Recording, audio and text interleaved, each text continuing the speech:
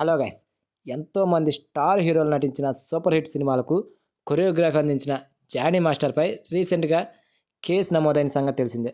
మరి అది నిజమా కాదనేది ఒక్కసారి మనం ఈ వీడియోలో తెలుసుకుందాం. సో జానీ మాస్టర్ దగ్గరే అసిస్టెంట్ కొరియోగ్రాఫర్గా పనిచేసే అమ్మాయి పైనే తాను లైంగికంగా వేధించాడని ఆ అసిస్టెంట్ కొరియోగ్రాఫరే రీసెంట్గా కేసు నమోదు చేసింది. మధ్యప్రదేశ్కి చెందిన శ్రేష్ఠ అనే అమ్మాయి ఢీ షో ద్వారా ఫేమస్ అయ్యింది.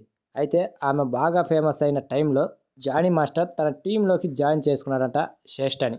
ఆమె ఆర్థిక పరిస్థితులు తెలుసుకొని జానీ మాస్టర్ సహాయం చేస్తారని చెప్పి ఆమెని లైంగికంగా వాడుకున్నాడట. అంతేకాదు, అవుట్డోర్ షూటింగ్ ఉందని ముంబై తీసుకెళ్లి ఒక హోటల్లో తనపై అత్యాచారం కూడా చేశాడని చెప్పింది. హైదరాబాద్లో ఉన్నప్పుడు కూడా తనను చాలాసార్లు లైంగికంగా వేధించాడంట. ఒప్పుకోకపోతే కొట్టేవాడట.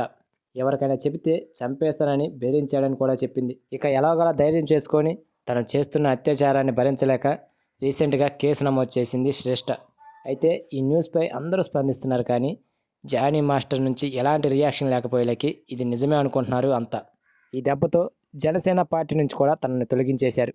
సో ఫైనల్లీ జానీ మాస్టర్ నుంచి రిప్లై లేకపోవడంతో ఇది నిజమేనంటూ ఇక జానీ మాస్టర్ ఫ్యూచర్ అయిపోయిందంటూ సోషల్ మీడియాలో నెటిజన్స్ ఒకటే కామెంట్ చేస్తున్నారు. సో ఇంత మంచి సినిమాలకు మంచి డ్యాన్స్ అందించిన ఈ కొరియోగ్రాఫర్ ఇలాంటి వాడా అంటూ నెటిజన్స్ చేస్తున్న కామెంట్స్ చూస్తుంటే మైండ్ బ్లాక్ అవుతుంది. మరి జానీ మాస్టర్ దీనిపై ఎలా రియాక్ట్ అవుతాడనేది త్వరలోనే తెలియనుంది. సో ఫ్రెండ్స్, ఈ జానీ మాస్టర్పై మీ ఒపీనియన్ ఏంటో కామెంట్ చేయండి ఫ్రెండ్స్. నిజంగా తప్పు చేశాడంటారా, చేయలేదంటారా? Please comment.